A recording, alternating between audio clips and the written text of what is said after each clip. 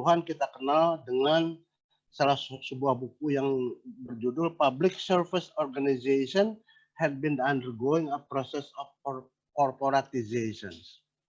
Ini Osborne ya, David Osborne, kita itu pada waktu itu saya kira kita kenal, kita sama-sama ingat ya. Pada tahun 2011 diteruskan lagi oleh Wildowski ya, bahwa universities are no longer truly a function of government bureaucracy, as they are no largely autonomous. Jadi pada sejarah inventing government-nya David Osborne sampai sekarang itu terus berkembang, gagasan ini berkembang sehingga korporatisasi perguruan tinggi itu sekarang menjadi semacam keniscayaan. Jadi walaupun misalnya Kementerian Pendidikan misalnya, saya pada saat itu pada tahun 95 saya masih menjadi kepala pusat informatika ya, komputer di lingkungan kementerian. Nah, saya mulai itu mengenalkan bagaimana menguangkan, memonetisasikan data. Jadi data itu dijual untuk kemaslahatan, supaya kita juga dapat keuntungan material. Dan pada saat itu banyak sekali kritik-kritik, makanya saya hentikan. Hanya di negara-negara berkembang, otonomi perguruan tinggi belum berkembang secara baik ya. Pendanaan universitas yang mengandalkan anggaran pemerintah kurang mampu mendorong inovasi. Ternyata seperti itu. Coba kita lihat lagi. Sejak satu dasawarsa 10 tahun yang lalu telah terjadi perubahan di negara-negara Asia Timur menuju korporatisasi tata kelola universitas. Indonesia masuk di dalamnya. Peran pemerintah lebih banyak sebagai fasilitator dan shareholder ketimbang sebagai big boss. Jadi sebetulnya seharusnya menteri maupun dirjen itu bukannya big boss-nya rektor harusnya. Mereka itu fasilitatornya rektor. Mereka bukan big boss. Jadi kita tidak dalam konsep industri tidak seharusnya kita dalam tanda kutip ya mengikuti menurut kepada semua kebijakan. Kecuali kalau kita punya ide-ide bagus kita usulkan kepada mereka. Kayaknya itu yang lebih banyak berkembang justru inovasi itu lebih banyak berkembang di perguruan tinggi ketimbang di kementerian. Karena kementerian itu lebih didominasi oleh para birokrat sebenarnya. Beberapa negara Asia Timur seperti Korea Selatan, Hong Kong, Taiwan, dan beberapa negara ASEAN mulai menjadikan universitas sebagai korporat. Dan secara perlahan makin banyak PT mereka yang menjadi world class university. Nah, kita ketinggalan karena di kita itu justru lebih banyak debatnya ketimbang konsistensi dalam melaksanakan kebijakannya. Undang-Undang Nomor 9 sudah keluar bahwa perguruan tinggi itu adalah sebagai badan hukum yang sebagian sudah diuji cobakan sebagai BHMN, termasuk UPI ya. Tetapi justru itu yang ditentang oleh mereka. Ya, oleh mereka itu oleh masyarakat tertentu lah gitu ya. Diperdebatkanlah oleh mereka. Pendidikan tinggi itu katanya jangan dikomersilkan karena akan merusak nilai-nilai luhurnya. Justru itu saya kira yang pandangan-pandangan seperti itu yang menurut saya pribadi akan menghambat kepada kita bahwa pendidikan kita sampai sekarang belum ada pendidikan tinggi yang levelnya di bawah 1000. Pernah 300, tapi menurut Webmetrics itu di bawah, semua di atas 1000. UPI aja 2100. ITB, UI juga di atas 1000. Belum ada yang di atas 1000. Sekarang menurut Webmetrics ya, nggak tahu yang lain. Pendidikan tinggi di negara maju dianggap sebagai salah satu sektor ekonomi yang paling produktif dan memberikan sumbangan yang besar terhadap pertumbuhan GDP. Universitas mereka telah berhasil membangun first rate services yang telah menjadi daya tarik mahasiswa internasional yang makin banyak. Semakin banyak mahasiswa internasional, makin besar capital inflow ke suatu negara, dan sehingga pada tahun 2018 saja lebih dari 500.000 mahasiswa internasional terdaftar di Australia, mendatangkan devisa negara yang ditaksir sekitar 33 miliar dolar Australia. Itu sama dengan hampir 500 triliun. Pendidikan tinggi Australia itu negara kecil, hanya 39 universitas negeri dan 1 universitas swasta itu menghasilkan 33 miliar dolar Australia. Nanti kita lihat selanjutnya. Nah, ini sebetulnya saya melihat dua konsep yang saling bertentangan. Ada konsep mission, ada konsep money. Kalau mission ini yang seperti kita sekarang punyai ya. Ada pemerintah di sini, dirjen dalam hal ini, ada perguruan tinggi di sini, ada mahasiswa dan masyarakat. Mahasiswa dan masyarakat itu hanya dalam posisi yang dilayani oleh birokrasi. Perguruan tinggi pun ikut-ikutan juga sebagai birokrasi juga. Bahkan bukan hanya birokratisasi, di perguruan tinggi itu ada politisasi juga. Jadi saya pernah mengkritik UPI sampai ribut ya. Senat akademik kok namanya senat akademik, kok dipilih? Saya bilang itu tidak direkrut atas dasar merit, tapi direkrut atas dasar pemilihan. Jadi menurut saya itu bukan senat akademik, menurut saya itu senat politik. Kalau senat akademik itu ya harusnya standarnya standar merit, standar kemampuan akademik harusnya yang menjadi anggota-anggota senat itu. Tapi kita kan enggak, hanya perwakilan universitas persis seperti demokrasi politik seperti biasa. Nah, tetapi dengan mulai dari munculnya David Osborne, yaitu Reinventing Government, Will Doskey tahun 2011, malah muncullah yang namanya birokrasi itu istilahnya bukan ditransformasi menjadi apa yang kita namakan korporatisasi. Nah, ini beda. Di sini birokrasi pemerintahan tidak lagi berperan. Yang berperan adalah PT sebagai industri atau korporat. Itu konsepnya. Jadi yang lebih penting bagi mereka adalah keunggulan layanan PT-nya. Keunggulan dapat diperoleh dengan pengelolaan yang berkeadilan. Nah, keadilan mungkin nanti kita akan diskusikan apakah pendidikan tinggi kita sudah adil belum, itu bisa diperdebatkan. Nah, karena unggul dan adil inilah maka akan mengundang mahasiswa internasional. Itulah yang dinamakan sebagai korporatisasi.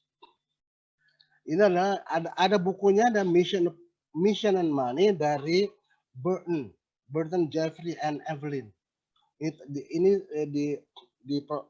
dipublish pada tahun 2011, sampai sekarang ini masih keren konsep ini. Ya. Nah, kayak inilah konsepnya. Nah, sekarang kita mulai. Nah, ini dari mission, social mission ya. Karena ada mission, ada money. Gitu kan. Kalau kita menggunakan pendekatan birokrasi, mission bisa jalan. Tapi kadang-kadang mission itu diterjemahkan oleh dunia birokrasi, akhirnya menjadi korupsi gitu loh. Ya maksudnya banyak celah di sana. Nah, tapi kalau terjemahannya mission itu menjadi korporat, ada money-nya di sini. Mission-nya ada, money-nya ada. Coba kita lihat. Pemerintah memberikan kesempatan yang sama bagi semua mahasiswa miskin atau kaya agar dapat memperoleh akses pada universitas yang terbaik sekalipun. Saya kira kita sudah ada sekarang. Misalnya bidik misi atau beasiswa ya. Itu bentuk-bentuk yang memang sudah cukup baiklah, tetapi memang masih ada kesalahan atau kekeliruan dalam konsepnya. Dengan diberikan dukungan scholarship untuk beasiswa ya, diberikan kepada calon mahasiswa yang memiliki kemampuan luar biasa dan berbakat istimewa dengan seleksi berbasis merit. Artinya kita tidak memperhitungkan bahwa dia miskin atau kaya. Yang penting mereka itu mampu secara istimewa dan mempunyai bakat yang istimewa. Baik miskin mau kaya dikasih aja. Jangan melihat miskinnya gitu. Beda dengan bidik misi saya kira. Kalau bidik misi justru yang dilihat itu miskinnya. Bagi yang mahasiswa yang kurang mampu atau miskin diberikan bantuan berupa student loan yang harus dikembalikan pada saat mereka lulus dan bekerja melalui pajak. Nah, coba kita lihat. Ini saya kira ini pengalaman di Amerika nih. Untuk menerapkan strategi korporatisasi, transformasi pendanaan PT dilakukan dari pendanaan langsung ke institusi menjadi bantuan pendanaan untuk mahasiswa, sambil mendorong universitas menjadi institusi yang profesional dengan pengelolaan keuangan secara otonom. Jadi maksudnya, pemerintah tidak memberikan dana itu ke universitasnya, walaupun namanya negeri gitu. Seperti universitas saya di Amerika Serikat yang namanya State University of New York, itu hanya 8% dia memperoleh dana dari pemerintahnya. 92% dia cari sendiri. Padahal namanya publik. Gitu. Sehingga, nah dari mana dia dapat uang? Memang sebagian besar dari tuition fee, dari uang kuliah, sebagian besar. Jadi mahasiswa itu dipatok dengan harga tinggi. Saya pada waktu itu memperoleh dana $23.000 per semester dari UNESCO. SPP-nya 23.000 per semester. Yang untuk urusan saya, untuk ukuran saya pasti nggak mampu. Tapi kan saya kan dapat beasiswa dari UNESCO pada waktu itu. Sehingga kita mampu bayar. Jadi pemerintah itu hanya ngasih uang kepada mahasiswa. Sehingga perguruan tinggi punya keleluasaan untuk menentukan tarif tinggi sesuai dengan mutu yang dia bisa sajikan. Nah, contoh di sini ya. Jadi tarif tinggi itu untuk apa sih sebetulnya? Untuk supaya mutunya bisa memuaskan para mahasiswa, sehingga mahasiswa memperoleh layanan yang terbaik, walaupun mahal harganya. Yang tadi yang 23.000 uang kuliah itu termasuk di dalamnya untuk board, untuk konsumsi, penginapan, olahraga, parkir, everything. Itu semua perpustakaan, semuanya udah masuk. Jadi mereka itu karena korporat mereka kan. Nah, ini dari pemerintah Amerika Serikat ini pada tahun ini saya kira ini baru nih, belum lagi tahun 2015 ya. Ini ada yang namanya scholarship atau Federal Pell Grant namanya.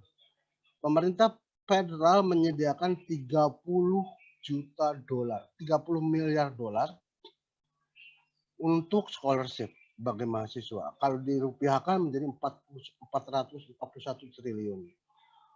Untuk ini yang 30 billion ini diperuntukkan bagi mereka yang berbakat istimewa dan cerdas luar biasa. Tidak peduli dia miskin atau kaya. Yang penting mereka pintar. Merit namanya. Bagi mereka yang miskin, sebetulnya tidak terlalu diperhatikan dalam tanda kutip ya, karena disediakan federal loan, nama student loan. Itu lebih besar di sini, sampai 100 miliar dolar. 75%. Nah, dari jumlah ini sekitar 130 billion dollars ini hanya 2,5 billion yang dikasihkan ke institusinya. Jadi kecil aja dia ngasihnya, itu pun hanya sebagai mengadministrasikan scholarship.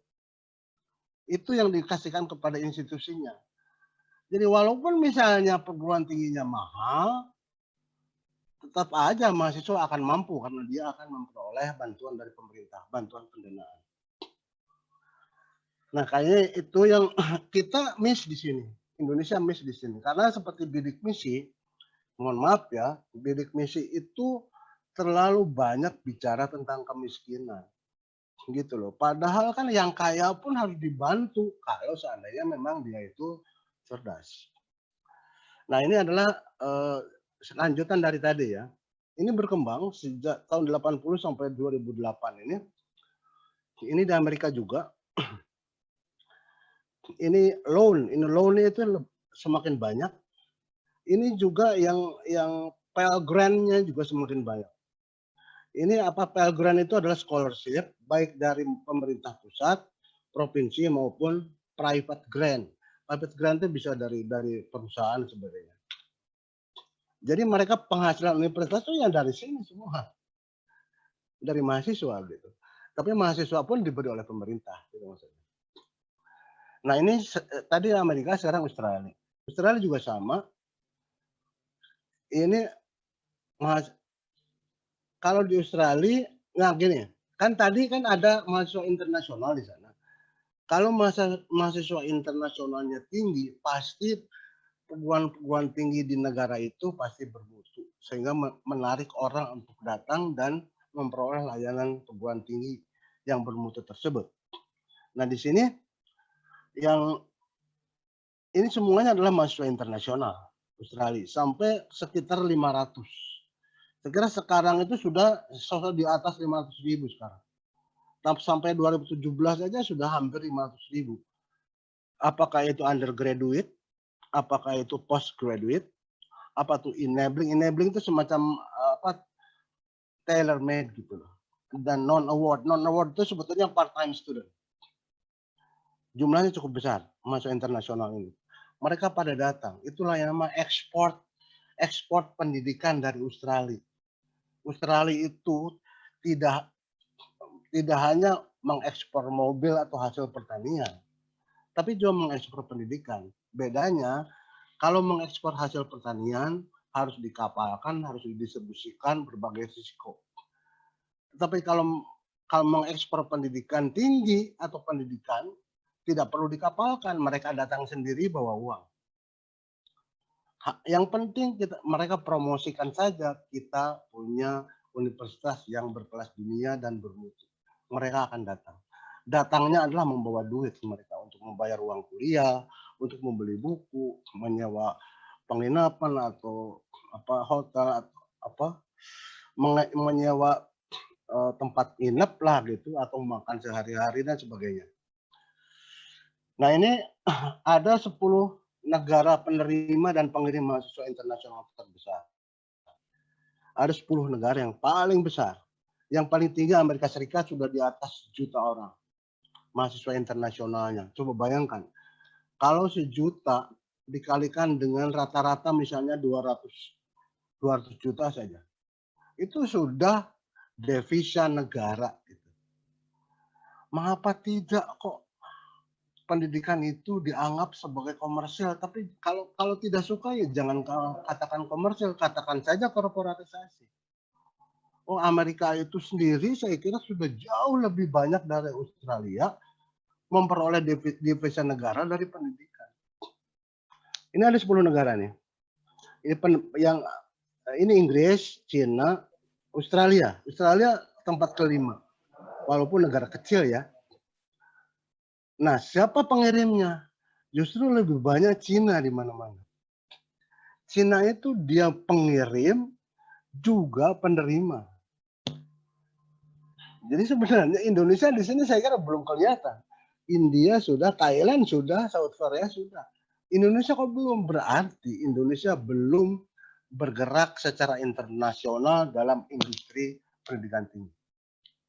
Karena tadi masalahnya kita dalam tanda kutip mengharamkan komersialisasi.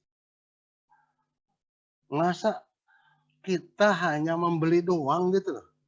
Padahal kita juga bisa menjual. Kalau kita bisa menaikkan kualitas pendidikan tingginya, kita bisa menjual kepada mereka dan mendatangkan devisa negara. Australia itu yang namanya pendidikan itu number one export. Nah ini Australia. The real Australians higher education revenue itu pendapatan ya.